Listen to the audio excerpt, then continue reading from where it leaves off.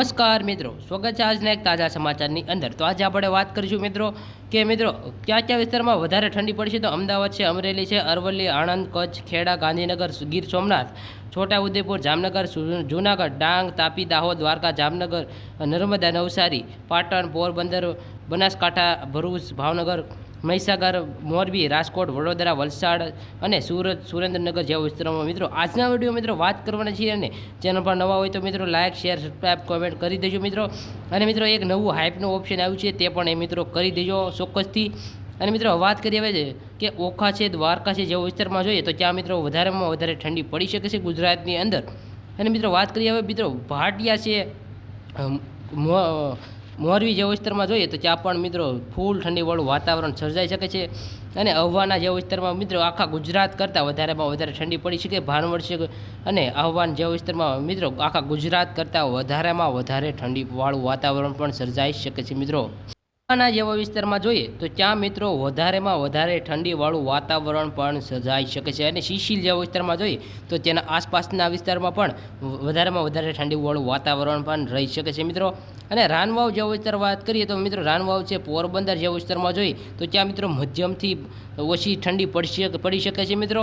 પણ મિત્રો ચોક્કસ મિત્રો ગુજરાતની અંદર બધી જગ્યાએ ઠંડીવાળું વાતાવરણ સર્જાઈ શકે છે।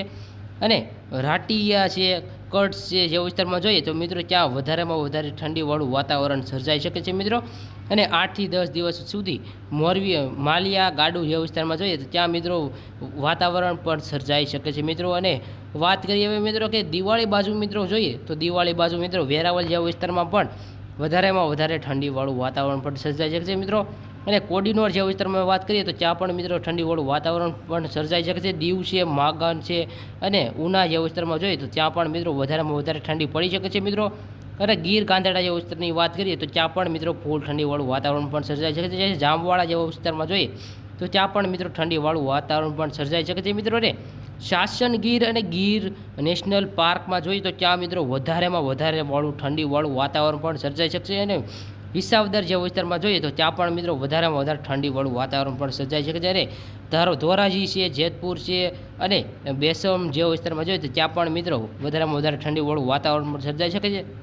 કારણ કે ત્યાં વધારેમાં વધારે વાદળી એલર્ટ પણ જાહેર કરવામાં આવ્યું છે મિત્રો। વાત કરીએ કે સિક્કા છે, વસાઈ છે, જામનગર છે, ચેલા છે, લાલપુર જેવા વિસ્તારમાં જોઈએ તો ત્યાં પણ મિત્રો મધ્યમથી ભારે ઠંડીવાળું વાતાવરણ પણ સર્જાઈ શકે છે તેવી આગાહી દર્શાવવામાં આવી છે મિત્રો મેપની પ્રમાણે।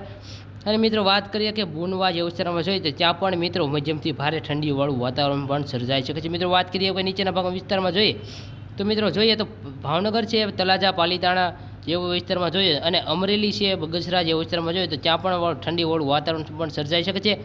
અને મિત્રો ગુજરાતની અંદર વાત કરીએ તો તળાજા, પાલીતાણા, ભાવનગર, અલગ અને શિહોર જેવા વિસ્તારમાં જોઈએ તો ત્યાં મિત્રો વધારેમાં વધારે ઠંડીવાળું વાતાવરણ પણ સર્જાઈ શકે છે મિત્રો। વાત કરીએ વલભીપુરમાં જોઈએ તો ત્યાં પણ મિત્રો વધારેમાં વધારે ઠંડીવાળું વાતાવરણ પણ સર્જાઈ શકે છે મિત્રો। અને ત્યાં 10 દિવસની અંદર ખૂબ જ ઠંડીવાળું વાતાવરણ સર્જાઈ શકે છે મિત્રો। અને ભાઈ બીજ પછી ફૂલ ઠંડી પડી શકે તે પણ સંભાવના દર્શાવવામાં આવી છે મિત્રો। વાત કરીએ કે બારવાલા જેવા વિસ્તારમાં જોઈએ તો ત્યાં પણ મિત્રો મધ્યમથી ભારે ઠંડીવાળું વાતાવરણ પણ સર્જાઈ શકે છે।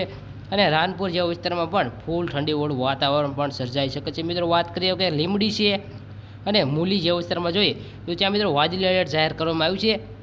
તેનો મતલબ થાય છે કે ત્યાં વાદળી એલર્ટ જાહેર કરવામાં આવ્યું એટલે કે ત્યાં વધારેમાં વધારે ઠંડીવાળું વાતાવરણ પણ સર્જાઈ શકે છે। અને સાબલી જેવા વિસ્તારમાં જોઈએ તો ત્યાં પણ મિત્રો મધ્યમથી વધારે ઠંડી પડી શકે છે। વિરમગામ છે અને અહેમદાબાદ જેવા વિસ્તારમાં જોઈએ તો ત્યાં મિત્રો ખૂબ જ ઠંડીવાળું વાતાવરણ પણ સર્જાઈ શકે છે। અને મિત્રો લાંબા જેવા વિસ્તારમાં જોઈએ તો ત્યાં પણ મિત્રો ઠંડીવાળું વાતાવરણ સર્જાઈ શકે છે। મહેસાણા જેવા વિસ્તારમાં જોઈએ તો ત્યાં મિત્રો આખા ગુજરાત કરતાં મિત્રો મહેસાણામાં વધારે વાદળી એલર્ટ જાહેર કરવામાં આવ્યું છે।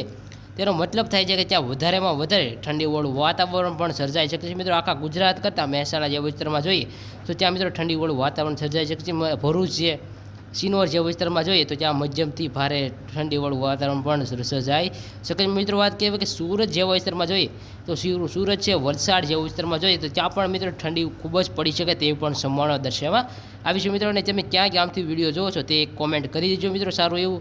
અને મિત્રો વાત કરીએ કે કપરાડા જેવા વિસ્તારમાં જોઈએ તો ત્યાં પણ મિત્રો મધ્યમથી ભારે ઠંડીવાળું વાતાવરણ પણ સર્જાઈ શકે છે મિત્રો। વાત કરીએ કે તેવા વિસ્તારમાં જોઈએ તો મિત્રો લાનપુર છે, મોરબાદ છે જેવા વિસ્તારમાં જોઈએ, પેંથ, નેરાલ જેવા વિસ્તારમાં પણ ખૂબ જ ઠંડીવાળું વાતાવરણ પણ સર્જાઈ શકે છે અને મિત્રો નવી મુંબઈ જેવા વિસ્તારમાં પણ અત્યારે વધારેમાં વધારે ઠંડી પડી શકી છે અને ભાઈ બીજ પછી પણ ત્યાં પણ ઠંડીવાળું વાતાવરણ પણ સર્જાઈ શકે છે મિત્રો.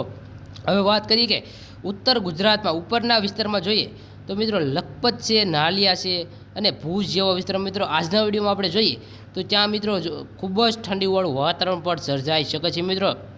ભુજ બાજુ ખૂબ જ ઠંડીવાળું વાતાવરણ પણ સર્જાઈ શકે છે મિત્રો અને માતાના મઢ બાજુ પણ ખૂબ જ ઠંડી પડી શકે છે મિત્રો ભાઈ બીજ પછી. એને વાત કરીએ કે ભચાઉ છે, ગાંધીધામ જેવા વિસ્તારમાં પણ ખૂબ જ ઠંડીવાળું વાતાવરણ પણ સર્જાઈ શકે છે મિત્રો. માલીવા છે જેવા વિસ્તારમાં પણ ખૂબ જ ઠંડીવાળું વાતાવરણ સર્જાઈ શકે તેવી પણ આગાહી કરવામાં આવી છે મિત્રો. રાજપુર છે જેવા વિસ્તારમાં પણ ધોધમાર વરસાદ મિત્રો એક રાઉન્ડ આવી શકે છે મિત્રો તેવા વિસ્તારમાં અને ત્યાં ઠંડીવાળું વાતાવરણ પણ સર્જાઈ શકે છે મિત્રો. અને આપણો વિડીયો સારો લાગ્યો હોય તો આપણી પોતાની ચેનલ ટેક ન્યૂઝ ગુજરાતને સબસ્ક્રાઈબ કરો. જય હિન્દ, જય ભારત, નમસ્કાર. એક હાઈપ કરતા જજો મિત્રો. જય હિન્દ, જય ભારત, નમસ્કાર.